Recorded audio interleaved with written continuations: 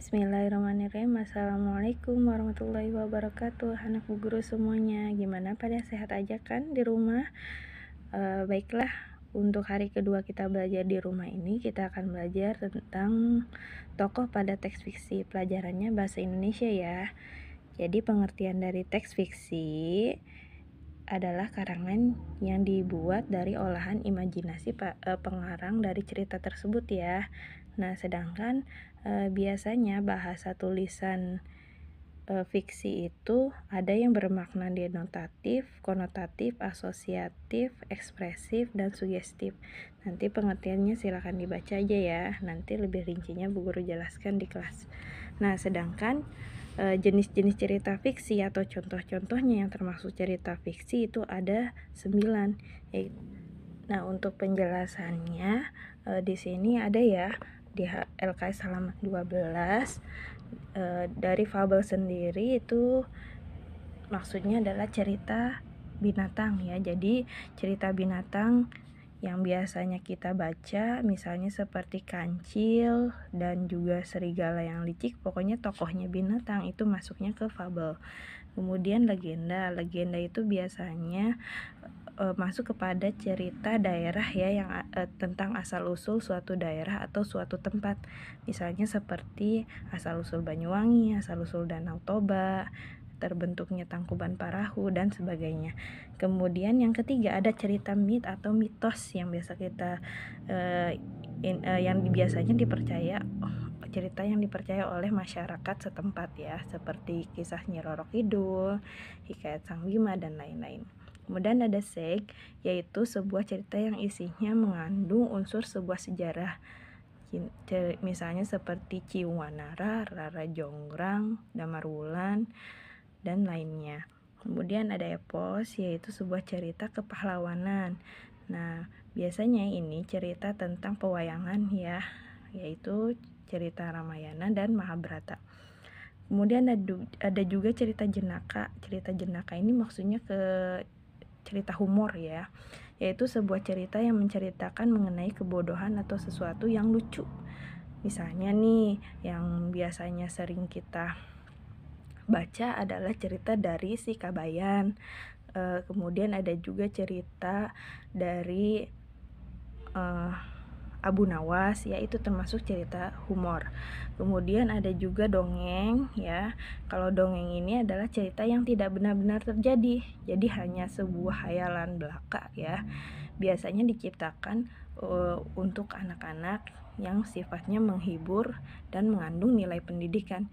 Seperti contohnya dongeng Cinderella, ada Putri Salju ya, kemudian ada juga yang lainnya, masih banyak ya. Yang kedelapan yaitu cerpen. Nah, cerpen di sini atau biasa singkatan dari cerita pendek merupakan jenis karya sastra dengan jalan cerita kurang dari 10.000 kata. Jadi biasanya alurnya itu singkat ya, dari awal sampai akhir itu langsung penutup ya. Jadi hanya sekali jalan cerita aja.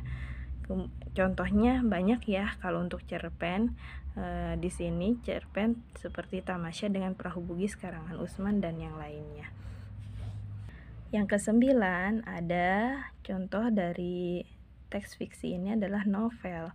Novel ini sebenarnya hampir sama seperti cerpen ya, tapi kalau novel biasanya lebih panjang ya, karangan prosa panjang yang mengandung rangkaian cerita kehidupan seseorang dengan orang-orang di sekelilingnya. Nah, biasanya novel ini menceritakan banyak tokoh ya, di samping tokoh utama dan tokoh figuran yang lain.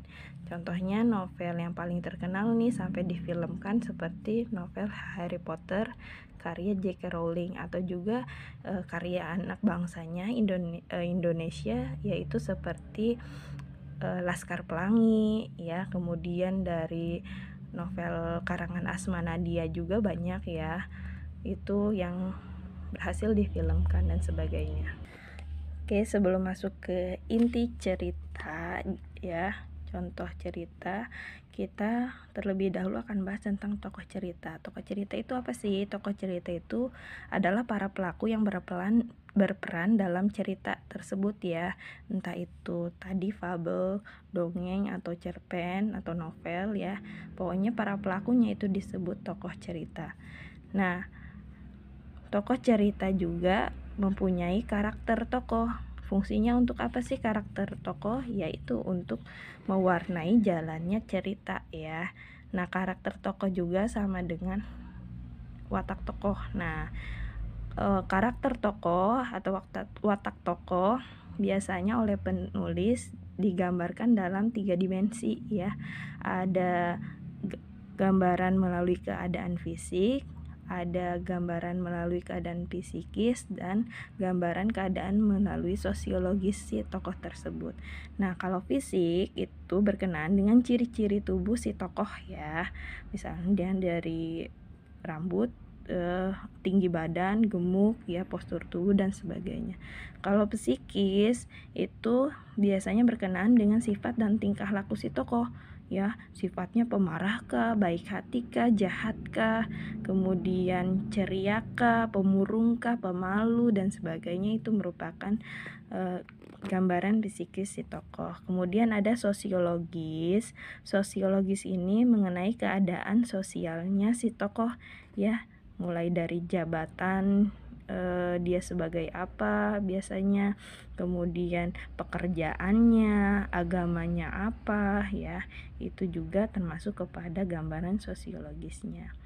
Nah, jenis tokoh itu terbagi menjadi 2. Ini berdasarkan perannya ya.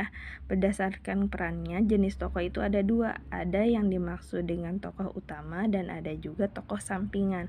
Tokoh utama itu bisa disebut dengan tokoh sentral. Kenapa? Karena tokoh utama ini lebih banyak dan lebih dominan menguasai jalannya cerita. Kalau tokoh sampingan atau tokoh bawahan biasanya dia hanya pendukung ya, tokoh pendukung dari si tokoh utama ini gitu ya.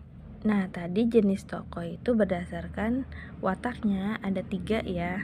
Ada protagonis yang berkarakter baik, ada antagonis yang berkarakter jahat, dan juga tritagonis yang berkarakter netral dan biasanya dia sebagai penengah dari protagonis dan antagonis.